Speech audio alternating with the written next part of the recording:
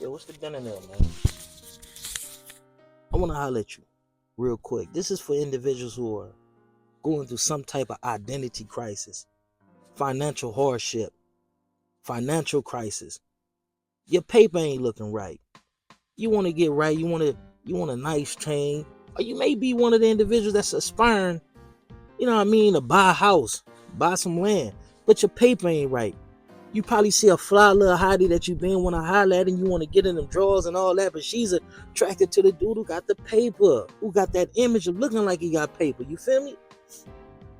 So going through that crisis, it may put you in a position of desperation.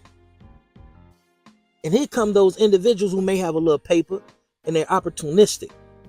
It's certain things that they need to be handled, but they don't want to handle, so they come to you. They offer you 100 bands. Let's sweeten the pot, like they offer you 500 bands to do an unaliving for hire. A lot of individuals who are financially challenged, who are going through, being impecunious, being broke, a lot of cats will jump on that, right? So I want to start this off by saying this. A smart man learns from his mistakes, but a wise man learns from the mistakes of others. So boom. You willing to accept this assignment, right? An unaliving for hire, right? Boom. You gonna make the play. You gonna put it down. You ready. You gonna get cracking, like, right? You got all the things that you need. You get the individual, or you see the individual at the right time, right spot. Boom. You do your stuff, right? But let's factor in this. Everywhere we go, there's surveillance. We're under surveillance. Cell phones can be easily tracked. My partner got a whole lot of time, right? Double-digit numbers, right? Talking about more than 40, right? My partner. He got a whole lot of time in prison, homie, because allegedly he put in some work and he had a cell phone on him. See, this is how technologically unsavvy we are. This is how behind we are in regards to technology, like, right? So my partner allegedly who allegedly put in his work had a cell phone on him. So they asked him, "Where was you at this time? Where was you at this time?" They baiting him in. Because every time that they said, "Where were you at?" they had a ping from his cell phone. He talking about he here, he there, he there. No. So why was your cell phone? Before they even told him about the cell phone, they asked him, "Did you have your cell phone on you? Did you make any calls to anybody that can confirm and corroborate that you were at this place?" "Yeah, I had my cell phone on me." Boom, they got you. Your cell phone was pinging off all these cell towers after you allegedly did what they alleged that you did, right? Now, I had digressed. Let's get back on track. Boom, you make the play. Now, just say if you savvy, right? Just say you up on game. You sophisticated. You a sophisticated cat. You leave your cell phone at home.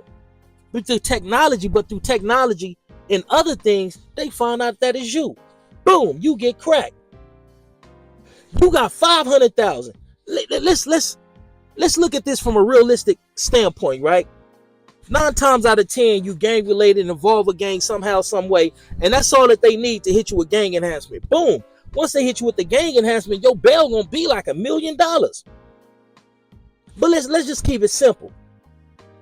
Let's just say they put your bail at 250,000. You got 500,000. Half of your money gone. Boom. You spending that to try to bail out. A good attorney that can get you, depending on how you laid it down, a good attorney is gonna cost you anywhere from 500,000 to $1 million. Why you think some of these athletes? Why you think some of these entertainers, successful businessmen, is in prison right now? It takes money to beat cases, and depending on how you do what it is that you do, all your money gone. So you didn't spend the little money that you didn't sacrifice your life for, right? That you didn't sacrifice and jeopardize your freedom for. You didn't spend that. You didn't spend all that just to get back to the streets and back to being broke. Why do it? As I said before, a smart man learns from his mistakes. A wise man learns from the mistakes of others. All you got to do is cut on the TV, sit back, right? And look at the situation with the cats that did that, the Young Dolph. Rest in peace to Young Dolph. Them dudes ain't getting about $800 in there. Never see the streets again. And if you had the opportunity to talk to those cats and ask them, would you do it all over again in a heartbeat? Now you got this situation that they trying to put on Lil Durk. I don't know the dynamics. I don't know the intricate details and all that. That ain't none of my business. But what I am going to say is this. If you can ask him and anybody that's involved with that situation other than the informant dude, right? If you can do it all over again, would you do it? In a heartbeat?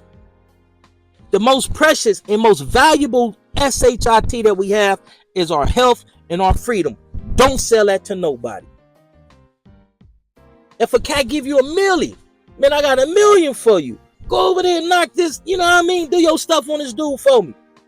You gonna spend that $1 million on legal fees. You gonna spend that $1 million on trying to bail out. Because realistically, when it's cases like that, homos and all that, when it's unalive and all that, man, bail, boop, $1 million. And I think you gotta have 10% of that to get out.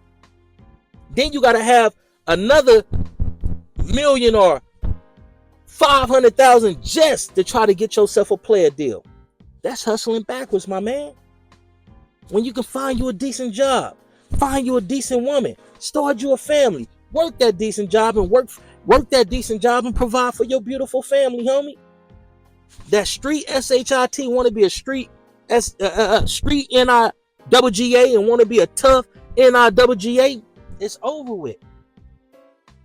The gangsters is owning businesses, working for major corporations. The gangsters is now going inside the juvenile halls, getting paid handsomely to go into juvenile halls and tell the youngsters how effed up we have had it. We had it wrong. What we was doing, it don't make no sense. So to carry on like that, you have to be an imbecile. You have to be a foolish individual to carry on the way that we've been carrying on. It's gangster to put your family in a position to where they can be comfortable. It's gangster to stay out here on the streets to be able to protect and provide for your family. Because you got dudes that's in the penitentiary watching their kids age through photos. You got dudes in the penitentiaries who families who done lost mothers in the penitentiary can't go to the funeral service. You got dudes in the penitentiary who kids have been violated, can't come out and protect your kids. So really though, what is you doing, my man? Think. And this ain't coming from no square bear from Delaware. This is coming from a real stumped down cat from the projects, Imperial Course housing projects, Watts, California, Los Angeles, like a dude who allegedly has been in those trenches. A dude who has allegedly been a part of certain things. Listen to what I'm telling you.